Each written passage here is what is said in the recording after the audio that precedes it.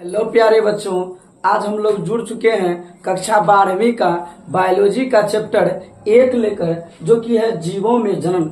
आज हम लोग कक्षा 12वीं का बायोलॉजी का चैप्टर 1 पढ़ेंगे, जो कि है जीवों में जन्म। हम लोग आज इस चैप्टर से कुछ वीवीआई ऑब्जेक्टिव प्रश्न करेंगे, जो कि परीक्षा की दृष्टि से बहुत ही महत्वपूर्ण है और जो परीक्षा में पूछे जाते हैं। तो चलिए हम लोग वीडियो को स्टार्ट करते हैं। आप लोग को जो भी आंसर पता होगा, आप लोग प्लीज कमेंट हमको जरूर कीजिएगा जो सही उत्तर होगा। तो चलिए हम लोग अपना पहला प्रश्न स्टार्ट करते हैं। हम लोगों का जो पहला प्रश्न है, कहता है इनमें कौन केवल एक बार अपने जीवन काल में पुष्प पैदा करता है। कहने का मतलब यह जो आपको यहाँ पर 4 ऑप्शन दे रहा है, ए में बांस, बी में आम, सी में लीची, डी में जामुन। आपको जो यहाँ पर 4 ऑप्शन दिख रहा है, इस 4 ऑप्शन में से एक ऑप्शन सही है, और वह कौन सा ऑप्शन सही है उसका आपको सही तरीके से चयन करना है। तो आपको जो भी आंसर लगता है उसे हमें कमेंट बॉक्स में शेयर जरूर कीजिएगा। चलिए हम लोग बढ़ते हैं, और सवाल कहता है कि कौन ऐसा पौधा है जो अपने जीवन में केवल एक ही बार पुष्प का उत्पादन करता है, या पुष्प उत्पन्न करता है, या फूल को उत्पन्न करता है। तो जो पौधा की दृष्टि से जो है, जो जीवन में एक ही बार पुष्प उत्पन्न करता है, वह ऑप्शन नंबर ए सही है, जो कि होता है बांस। तो इनमें से जो है ऑप्शन नंबर ए सही है, बांस, जो कि अपने जीवन में एक ही बार पुष्प को उत्पन्न करता है। चलिए हम लोग बढ़ते हैं अगले प्रश्न की ओर। अगला जो प्रश्न है, प्रश्न कहता है कि ऋतुस्राव चक्र किसमें होता है। आपको बताना है कि ऋतुस्राव जो है, ऋतुस्राव या मासिक चक्र, वह किसमें होता है। तो ऋतुस्राव ऑप्शन नंबर ए में है मनुष्य में, ऑप्शन नंबर बी है बंदर में, ऑप्शन नंबर सी है चिंपैंजी में, ऑप्शन नंबर डी है इनमें सभी में।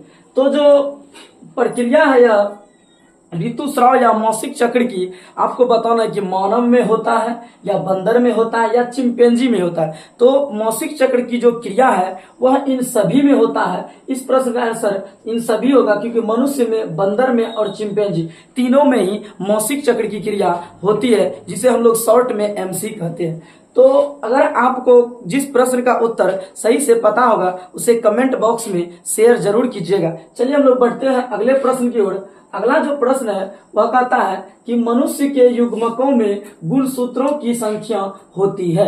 कहने का मतलब मनुष्य के गुणसूत्रों में, मनुष्य के युग्मकों में गुणसूत्रों की संख्या कितनी होती है। तो मनुष्य के युग्मकों में जो गुणसूत्रों की संख्या है, ऑप्शन नंबर ए दिया गया है 21, ऑप्शन नंबर बी दिया गया है 44, ऑप्शन नंबर सी दिया गया है 23, ऑप्शन नंबर डी दिया गया है 46। तो आपको बताना है कि मनुष्य में जो है युग्मकों, मनुष्य के युग्मकों में गुणसूत्रों की संख्या कितनी होती है।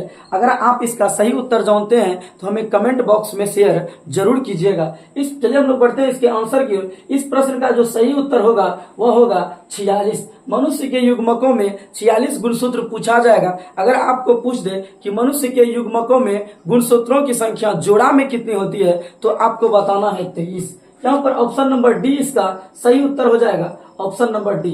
चलिए हम लोग बढ़ते हैं अगले प्रश्न की ओर। अगला जो प्रश्न है कहता है इनमें कौन अंडप्रजक प्राणी है। यह जो आपको दिख रहा है, ऑप्शन नंबर ए में मुर्गी, ऑप्शन नंबर बी में सांप, ऑप्शन नंबर सी में मगरमच्छ, और ऑप्शन नंबर डी इनमें से सभी। आपको बताना है इन 4 ऑप्शनों में से कौन ऐसा जीव है जो अंडा देता है। अंडप्रजक प्राणी हम लोग उस प्राणी को कहते हैं जो अंडा देता है, और सजीव प्रजक प्राणी उस प्राणी को कहते हैं जो बच्चा देकर दूध पिलाता है, उसे हम लोग सजीव प्रजक कहते हैं। और जो अंडा देता है उसे हम लोग अंडप्रजक कहते हैं। तो जो मुर्गी है वह भी अंडा देता है, जो सांप है वह भी अंडा देता है, और जो मगरमच्छ है वह भी अंडा देता है। इसका मतलब ऑप्शन नंबर डी इनका सही उत्तर होगा, इनमें से सभी। इनमें से सभी में यह क्रिया अंडप्रजक प्राणी है।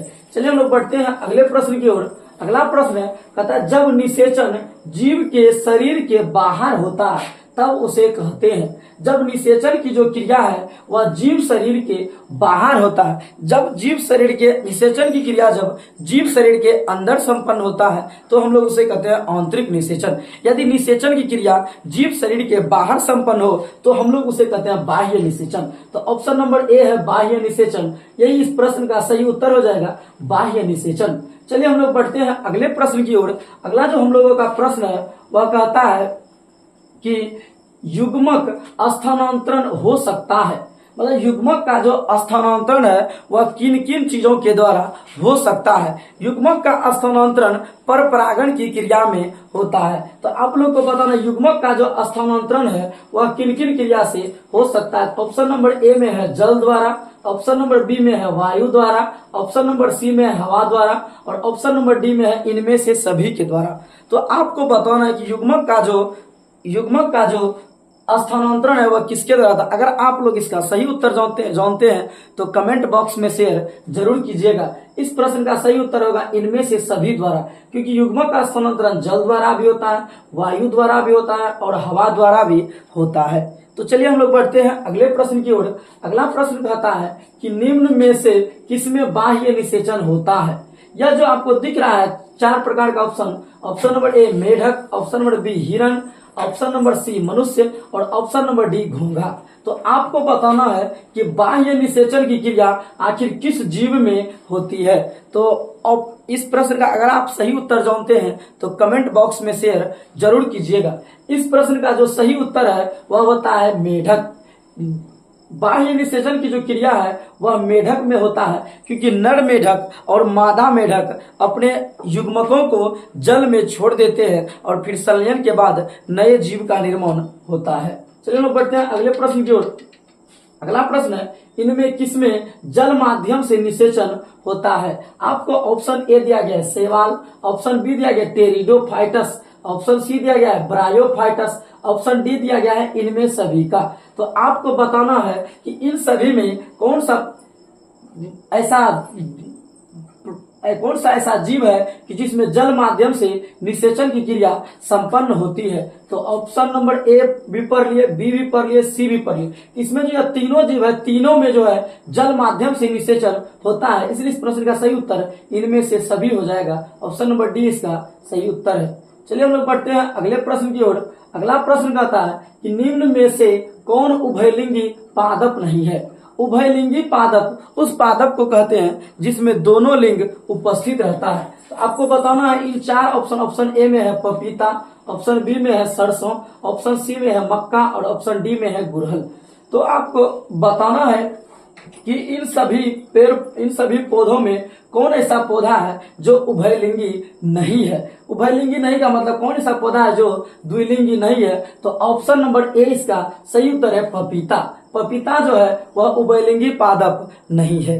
चलिए हम लोग बढ़ते हैं अगले प्रश्न की ओर। कहता है अगैव में वर्धी प्रजनन होता है। अगैव में जो है वह वर्धी प्रजनन होता है तो किसके द्वारा होता है। ऑप्शन ए में है बुलबिल द्वारा, ऑप्शन बी में है शकर द्वारा, ऑप्शन सी में है एस्टोलन द्वारा, ऑप्शन डी में है राइजोम द्वारा। तो इस प्रश्न का जो सही उत्तर है वह अगैव में होता है वर्धी प्रजनन बुलबिल द्वारा। इस प्रश्न का सही उत्तर बुलबिल हो जाएगा। चलिए हम लोग बढ़ते हैं अगले प्रश्न की ओर। अगला प्रश्न कहता है कि निम्नलिखित में से कौन सा जंतु उभयलिंगी नहीं है। निम्नलिखित में से कौन सा जंतु उभयलिंगी नहीं है, वही प्रश्न है। अब की बार जंतु उस समय पादप पूछा था, अब की बार जंतु पूछा। ऑप्शन नंबर ए में है जोंक, ऑप्शन नंबर बी में है केंचुआ, ऑप्शन नंबर सी में है फीता कृमि, ऑप्शन नंबर डी में है घरेलू मक्खी। तो आपको बताना है कि इनमें से कौन ऐसा जंतु है जो उभयलिंगी नहीं है। तो इन सभी में जो जोंक है यह उभयलिंगी है, केंचुआ भी उभयलिंगी है, फीता कृमि उभयलिंगी होता है, लेकिन जो घरेलू मक्खी होता है वह एकलिंगी होता है, यह उभयलिंगी नहीं है। तो इस प्रश्न का सही उत्तर ऑप्शन नंबर डी हो जाएगा घरेलू मक्खी।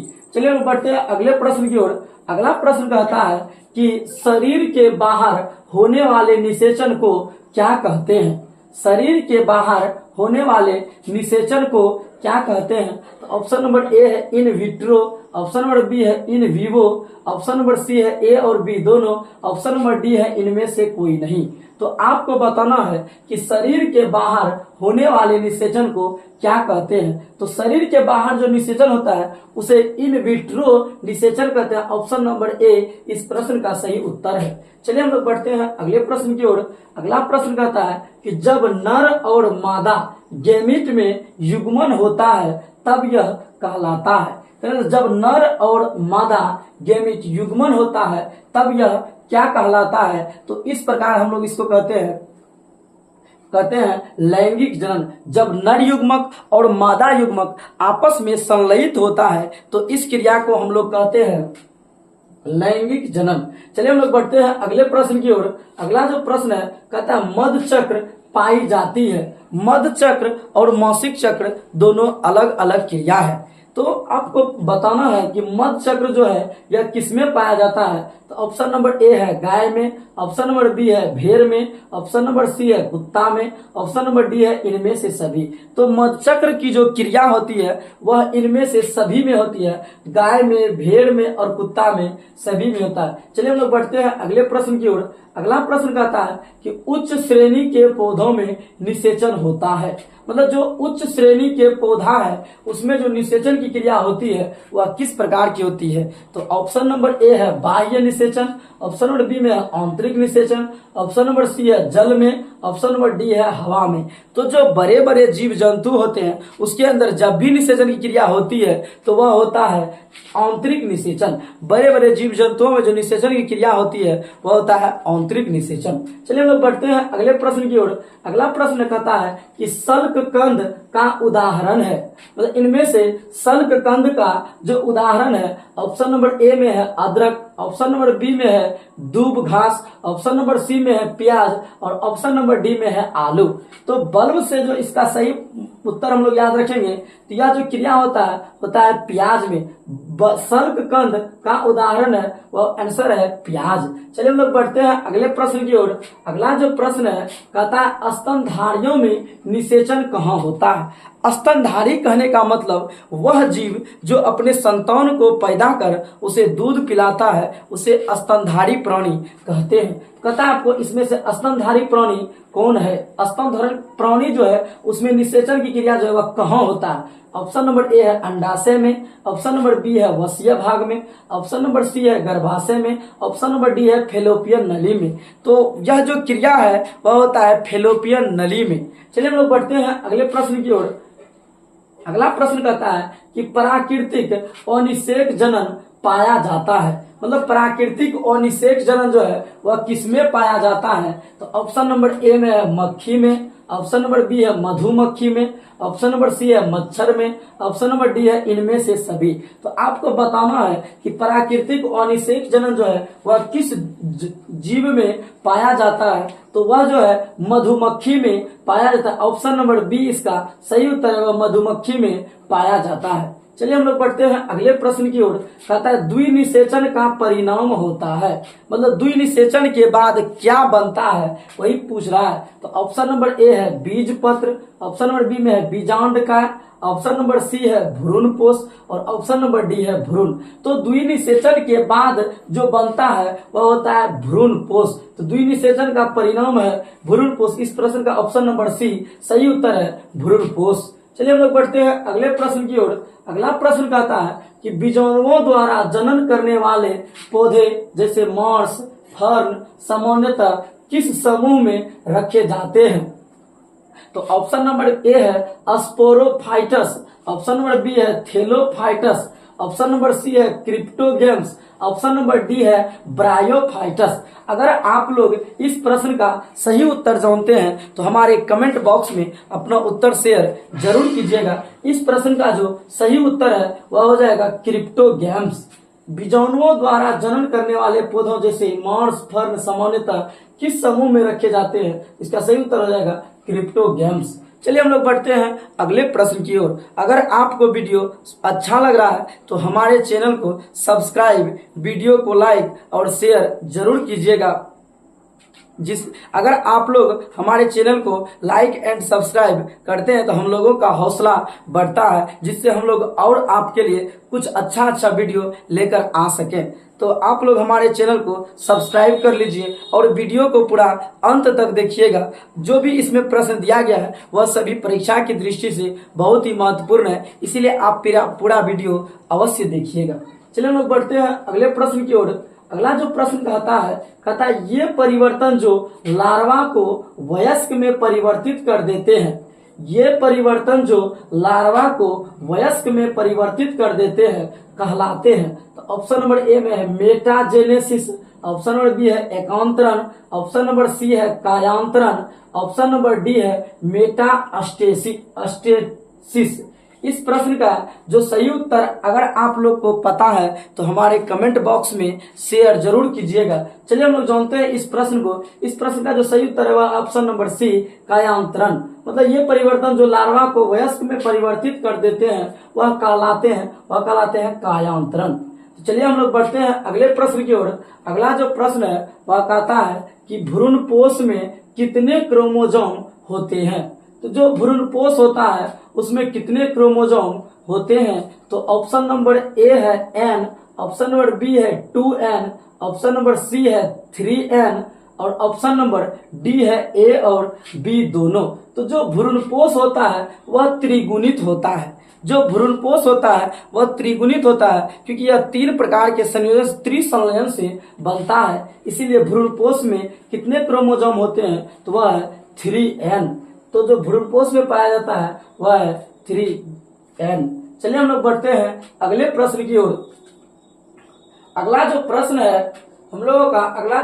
है वह कहता है कि जब संतति की उत्पत्ति एकल जनक द्वारा होती है तब यह क्या कहलाता है। कहने का मतलब जब संतति की उत्पत्ति में केवल एक ही जनक भाग ले या एकल जनक भाग ले तो उसे हम लोग अलैंगिक जनक कहते हैं। तो ऑप्शन नंबर ए है लैंगिक जनक, ऑप्शन नंबर बी है अलैंगिक जनक, ऑप्शन नंबर सी है ए और बी दोनों, ऑप्शन नंबर डी है आंतरिक निषेचन।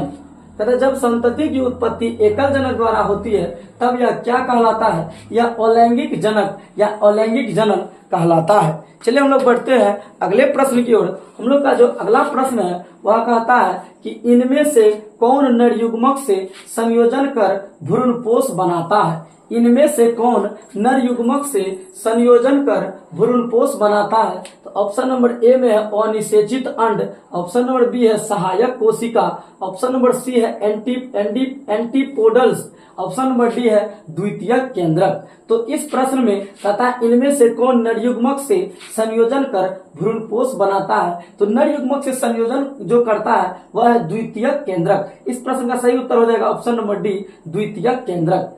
आप लोग जिस प्रश्न का भी उत्तर जानते हैं उसे कमेंट बॉक्स में शेयर जरूर कीजिएगा। बढ़ते हम लोग अगले प्रश्न की ओर। कहता है स्तनधारी के शुक्राणु के मध्य भाग में क्या पाया जाता है। स्तनधारी के शुक्राणु के मध्य भाग में क्या पाया जाता है। तो ऑप्शन नंबर ए में है केंद्रक, ऑप्शन नंबर बी में है रसधानी, ऑप्शन नंबर सी में है माइटोकॉन्ड्रिया, ऑप्शन नंबर डी में है सेंट्रियोल। तो स्तनधारी प्राणी के शुक्राणुओं के मध्य में जो पाया जाता है वह है माइटोकॉन्ड्रिया। ऑप्शन नंबर सी इस प्रश्न का सही उत्तर हो जाएगा, माइटोकॉन्ड्रिया। चलिए लोग बढ़ते हैं अगले प्रश्न की ओर। कहता है चमगादड़ द्वारा परागण कहलाता है। तो चमगादड़ द्वारा जो परागण की क्रिया संपन्न होता है वह क्या कहलाता है। तो ऑप्शन नंबर ए में है ऑर्नोथोफिली, ऑप्शन नंबर बी है एंटोमोफिली, ऑप्शन नंबर सी है किरेप्टोरोफिली, ऑप्शन नंबर डी में है हाइड्रोफिली। तो जो चमगादड़ द्वारा परागण की क्रिया संपन्न होता है उसे हम लोग किरेप्टोरोफिली कहते हैं, किरेप्टेरोफिली कहते हैं। ऑप्शन नंबर सी इस प्रश्न का सही उत्तर है, किरेप्टेरोफिली कहते हैं। चलिए लोग बढ़ते हैं अगले प्रश्न की ओर। अगला प्रश्न कहता है कि जनक समौन जीव प्राप्त हो सकता है। तो कहता है किस क्रिया में या जनक समौन जीव प्राप्त हो सकता है। तो बीज से, युग्मनज से, युग्मकों से, विखंडन से। मतलब कहता है जनक के समान कब जीव प्राप्त होगा। तो जनक के समान तब जीव प्राप्त होगा जब उसमें विखंडन की क्रिया होगी। तो ऑप्शन नंबर डी इस प्रश्न का सही उत्तर हो जाएगा, विखंडन से। अगला प्रश्न है कि द्विखंडन किसमें पाया जाता है। तो ऑप्शन नंबर ए है अमीबा में, ऑप्शन नंबर बी है पैरामीशियम में, ऑप्शन नंबर सी है जलकुंभी में और ऑप्शन नंबर डी है अमीबा तथा पैरामीशियम दोनों में। तो आपको बताना है कि द्विखंडन की जो क्रिया है वह किसमें होता है। अगर आपको सही उत्तर पता है तो हमें कमेंट जरूर कीजिएगा। चलिए हम लोग इसका सही उत्तर जानते हैं। तो जो द्विखंडन की क्रिया है वह अमीबा तथा पैरामीशियम में दोनों में पाया जाता है। चलिए हम लोग बढ़ते हैं अगले प्रश्न की ओर। कहता है मुकुलन द्वारा जनक किसमें होता है। मतलब मुकुलन द्वारा जनन किसमें होता है। तो ऑप्शन नंबर ए है ईस्ट में, ऑप्शन नंबर बी है म्यूकर में, ऑप्शन नंबर सी है पाइलस में, ऑप्शन नंबर डी है फर्न में। तो कहता है मुकुलन के द्वारा जो है वह किसमें जनन होता है। तो मुकुलन द्वारा जनन है वह ईस्ट में होता है। इस प्रश्न का सही उत्तर ऑप्शन नंबर ए हो जाएगा, ईस्ट में। चलिए हम लोग बढ़ते हैं अगले प्रश्न की ओर। अगला जो प्रश्न है कहता है ईस्ट में प्रजनन मुख्यतः किसके माध्यम से होता है।